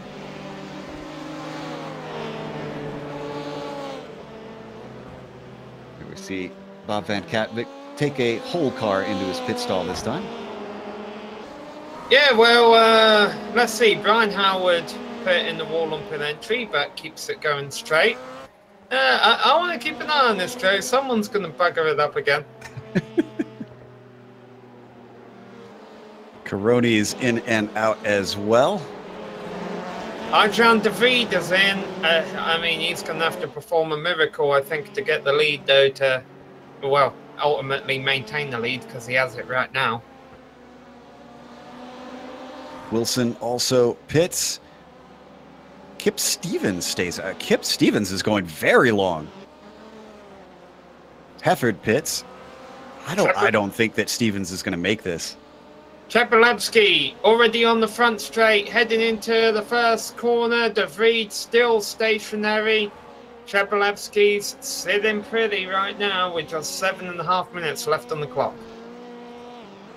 Vreed out, however, now you said it was 9 seconds before the stop, Sam? Yes. It is now 4.7, interestingly.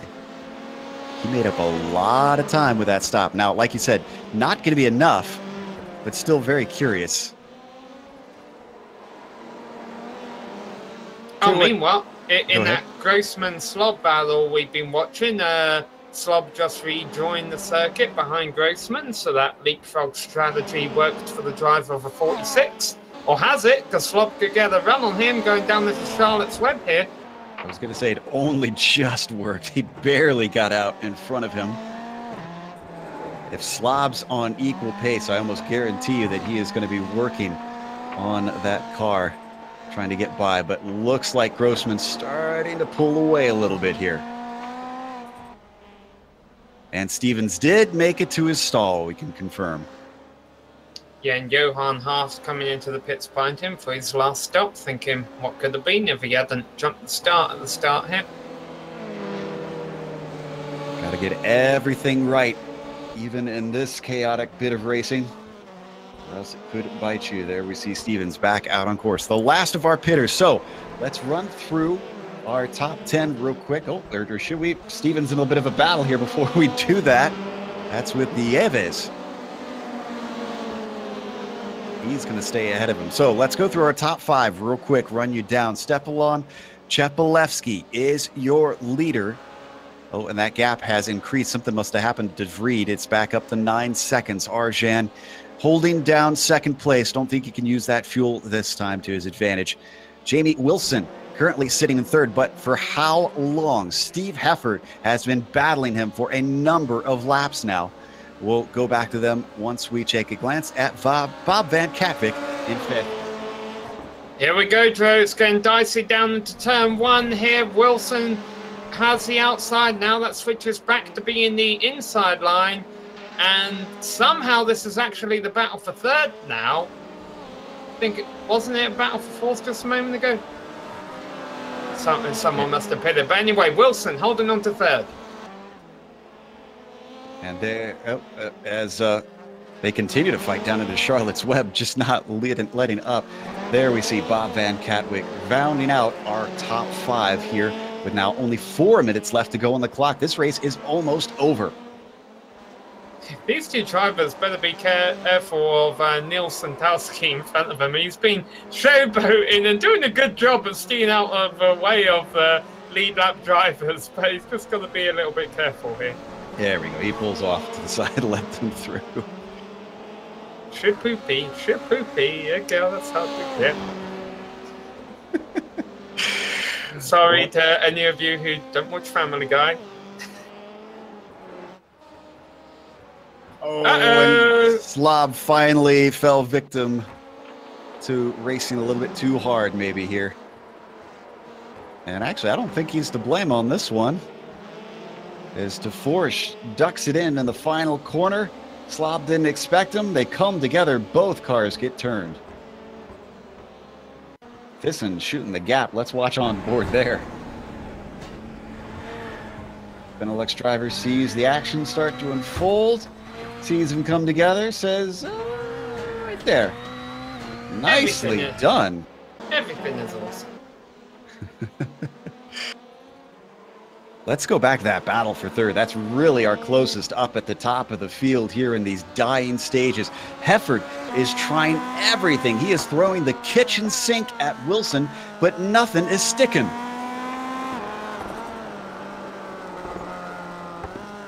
Down the Alabama roller coaster they go. This long, long right-hander, which takes you up and over the crest of 4. Wilson looking like he is sitting pretty as he pulls a little bit of a gap in one of the most crucial parts down into the hard braking of Charlotte's Web. Heffert tries it anyways, overshoots the corner, and this is going to allow Van Katwijk to catch up to both of them. Oh, Wilson's got to be delighted with this race, because I got to be honest, even if he had started from a more desirable position in 16th, I'm not sure he has the pace for the top 2 drivers. And so I think third is where he was destined to finish no higher than third. Maybe he'll think otherwise. But, you know, the fact that he's going to be able to pull out of a podium out of a very compromising starting position for this final race, I think is definitely worth a pat on the back. As Bill Zahn likes to call it, we've got a piñata full of bees back here. Nieves, Stevens, Caroni, Grossman, all tight together. And with very little time to make a pass, I have to imagine, knowing that this is what it all counts for, we're going to see some aggressive moves here in the mid-pack. Not missing anything in third. Go ahead. Yeah, Chepelevsky crosses the start-finish line with 1 minute 50 left. So Stevens gets tipped. That was Caroni who got into him, and Grossman says, thank you very much. I'm going to slip through. Steve Hefford. Something's happened to Steve Hefford. He's down at 8th. He's going slow. Did we miss an incident? He's out of fuel, it looks like. He just... Wow, and there in the background, you see the incident that happened behind him. Poor Steve Hefford. Gambled a little bit too much on that fuel strategy, unfortunately.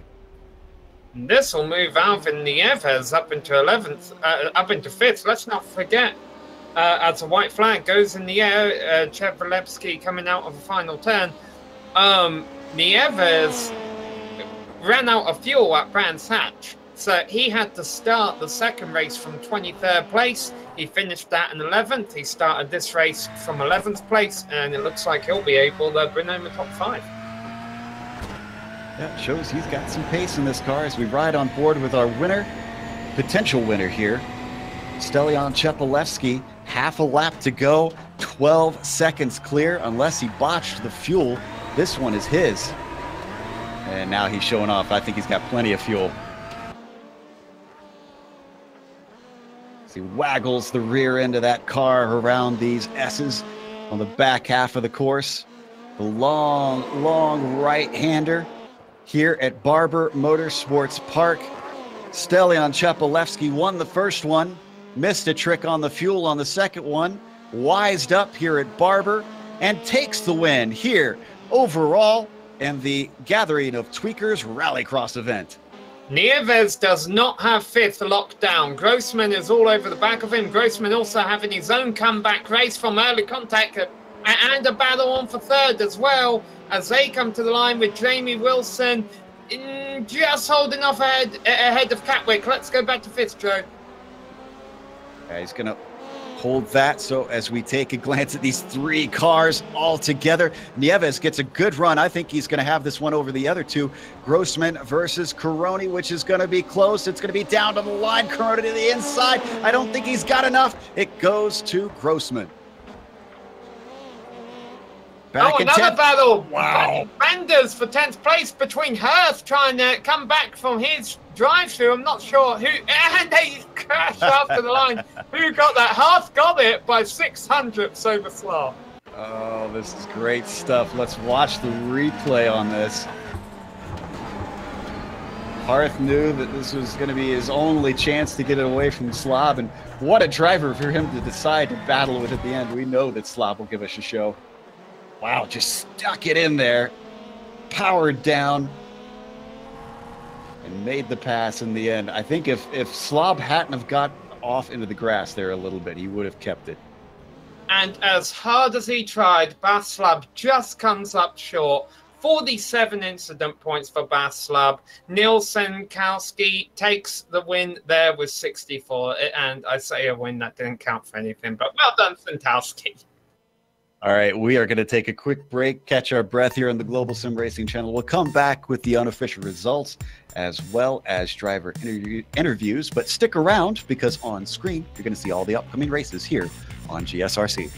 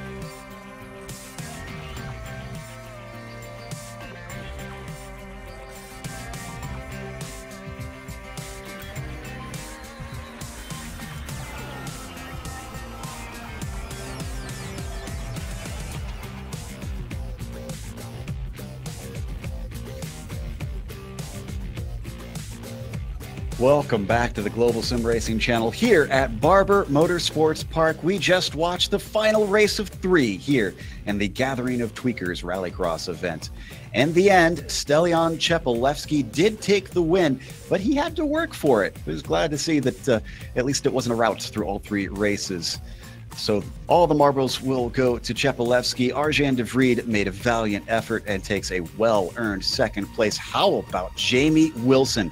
16th to 3rd in the final race, gets himself a podium. Bob Van Katwijk, 4th to 4th.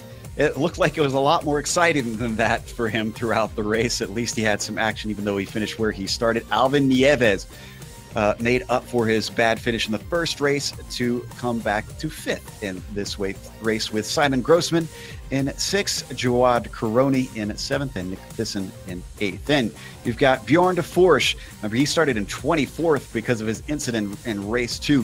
He finishes in 9th. And Johan Harth, going to be kicking himself, jumped the start, got a penalty. He was only able to salvage a top 10, Sam. Probably the most entertaining drive of a race was Bas Slob, who started in 6th and was driving very defensively and aggressively throughout most of the event, but was able to make it work and finish in 11th, ahead of Tom Schockenbroek in 12th position. And Joab Willemsen, the last drive on the lead lap, in 13th place. Brian Howard, he kind of had a quiet evening all race. Well, at least from our perspective, I don't think any driver can honestly say all 3 of their races were quiet. He'll finish the first car 1 lap down in 14th, ahead of Krista de Redder in 15th. Gerben Kelly in 16th place, and Daniel Hunt, who could just never rebound from his misfortune at the end of Brands Hatch, in 17th. James Owens finishes 18th overall, ahead of Nick Cole and Kip Stevens, rounding out the top 20 there, Joe. Steve Hefford was looking so good, potentially even at a podium. He winds up in 21st. Neil Santowski mostly just went out there to have fun. He comes home 22nd. And then we have drivers who DNF'd. Simon Trindell gets booted out of the world. Sven Demmel finishes 24th, and Jan Hein Lever finishes in 25th. With that, we have our winner to talk to, who made it on a 2-stop strategy. Stelian Chepelevsky, well, you took the win overall, but we have to ask, when you made that first pit stop, did you notice the clock time, and did that change how you drove the second stint? You talk about the last race or the second race? Because the second race, I decided to change my front tires, never test that, but I was thinking that maybe is very good idea, because if you change the just front tires and make a fuel tank of fuel, it's just, you make them simultaneously, and when I came out of the pit, the car was terrible. It was almost impossible to drive. I did 3 or 4 really big mistakes. So that's why the last race I just decided the first pit to just refuel, and then on second one to change my tires, because I see after probably 15 laps my times were really bad. So yeah. And the other thing was, I was thinking maybe I have to make 3rd pit stop, but at the end I realized that I have just enough fuel to finish with 2 pit stops, and I was really happy with that. So the tires were a concern. Yeah, we were talking about the fuel, wondering if you were aware about the possibility of doing it on 2 stops, and it seemed like you went just a little bit lap longer on the second stint. So knowing that, did you feel pretty safe that Arjan wouldn't be able to pull one over your head? No, I wasn't sure what is going on at all, because till I think 3 laps before the end, I still thinking that I have to make a 3rd pit stop, and I was thinking maybe he gonna make it again with less pit stops on me. So on the straight, I checked the time, and then I checked my fuel. I heard my spotter said I have 5 laps, and there was, I think, 3 minutes and 5 seconds. I said to myself, okay, that's absolutely enough. So let's take it a little bit safe, and yeah, it works at the end. Certainly did. Took you home the win by about 10 seconds. Now, I'm not sure how often you run these Gathering of Tweakers events. Is this possibly going to bring you back for next week 13? And if so, what combination would you like to see them run? Oh, definitely. I like this a lot. And what combination? I don't know. Those 3 tracks were absolutely brilliant for those cars because it was actually only the road at Atlanta with the long straight. You had to extend the gear ratio on the 6th gear really much. But the other 2 tracks are so tight and, you know, close and yeah, but with nice corners. So I really enjoy that. So at this point, I'm not really sure. Maybe the Oran Park will be also really great track for this car. I could see that one being a lot of fun. Well, congratulations on the win, Sam. Did you have any last questions for Stellion before we let him go? No, I think he played a good strategy, you know, learning a couple of things throughout the races. And at the end of the day, was able to bring it home. Definitely one of the fastest, if not the fastest drivers out there today. So congratulations, Stellion. Well-earned victory here. And thanks for being on the great show.